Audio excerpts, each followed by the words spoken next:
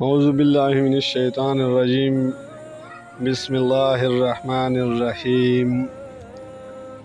یقیناً اللہ کے نزدیک زمین پر چلنے والی مخلوق میں سب سے بدتر وہ لوگ ہیں جنہوں نے حق کو ماننے سے انکار کر دیا، پھر کسی طرح وہ اسے قبول کرنے پر تیار نہیں۔ خصوصاً ان میں سے وہ لوگ جن کے ساتھ تو نے معاہدہ کیا، پھر وہ ہر موقع پر اس کو توڑتے ہیں اور ذرا خدا کا خوف نہیں کرتے۔ پس اگر یہ لوگ تمہیں لڑائی میں مل جائیں تو ان کی ایسی خبر لو کہ ان کے بعد جو دوسرے لوگ ایسی روش اختیار کرنے والے ہوں ان کے خواص باختہ ہو جائیں۔ توقع ہے کہ بد عہدوں کے اس انجام سے وہ سبق لیں گے، اور اگر کبھی تمہیں کسی قوم سے خیانت کا اندیشہ ہو تو اس کے معاہدے کو اعلانیہ اس کے آگے پھینک دو۔ یقیناً اللہ خائنوں کو پسند نہیں کرتا۔ منکرین حق اس غلط فہمی میں نہ رہیں کہ وہ بازی لے گئے، یقیناً وہ ہم کو ہرا نہیں سکتے، اور تم لوگ جہاں تک تمہارا بس چلے زیادہ سے زیادہ طاقت اور تیار بندے رہنے والے گھوڑے ان کے مقابلے کے لیے مہیا رکھو، تاکہ اس کے ذریعے سے اللہ کے اور اپنے دشمنوں کو اور ان دوسرے اعداء کو خوفزدہ کرو جنہیں تم نہیں جانتے مگر اللہ جانتا ہے۔ اللہ کی راہ میں جو کچھ تم خرچ کرو گے اس کا پورا پورا بدلہ تمہاری طرف پلٹایا جائے گا، اور تمہارے ساتھ ہرگز ظلم نہ ہوگا۔ اور اے نبی صلی اللہ علیہ وسلم، اگر دشمن صلح اور سلامتی کی طرف مائل ہو تو تم بھی اس کے لیے آمادہ ہو جاؤ، اور اللہ پر بھروسہ کرو، یقیناً وہی سننے اور جاننے والا ہے۔ اور اگر وہ دھوکے کی نیت رکھتے ہو تو تمہارے لیے اللہ کافی ہے۔ وہی تو ہے جس نے اپنی مدد سے اور مومنوں کے ذریعے سے تمہاری تائید کی، اور مومنوں کے دل ایک دوسرے کے ساتھ جوڑ دیے۔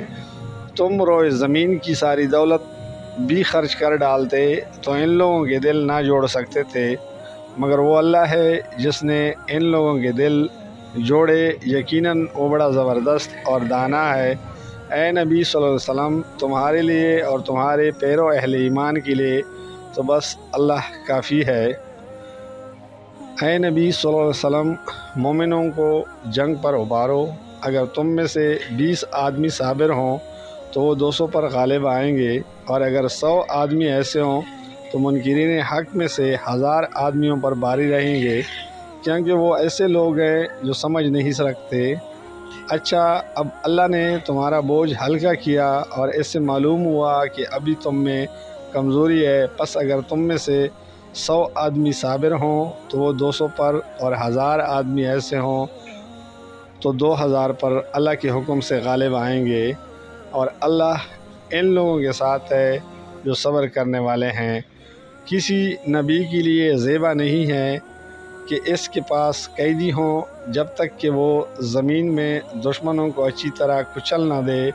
تم لوگ دنیا کے فائدے چاہتے ہو، حالانکہ اللہ کے پیش نظر آخرت ہے، اور اللہ غالب اور حکیم ہے۔ اگر اللہ کا نشتہ پہلے نہ لے کر جا چکا ہوتا تو جو کچھ تم لوگوں نے لیا ہے اس کی پاداش میں تم کو بڑی سزا دی جاتی۔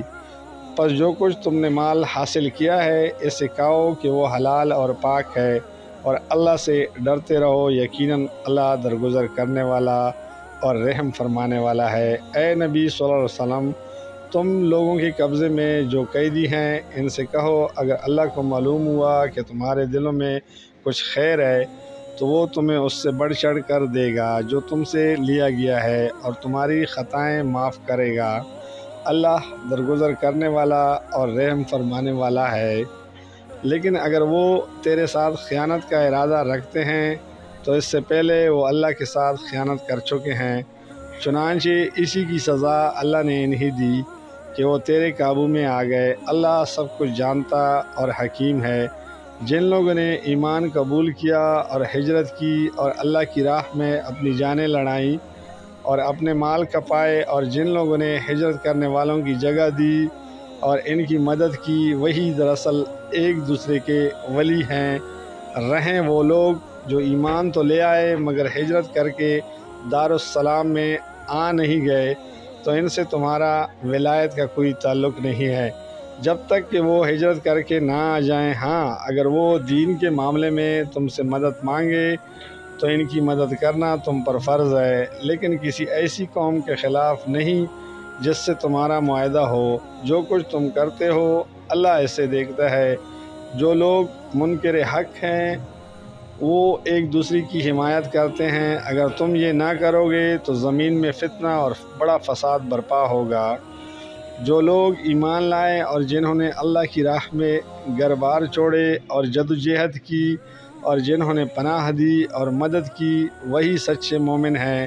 ان کے لیے خطاؤں سے درگزر ہے اور بہترین رزق ہے۔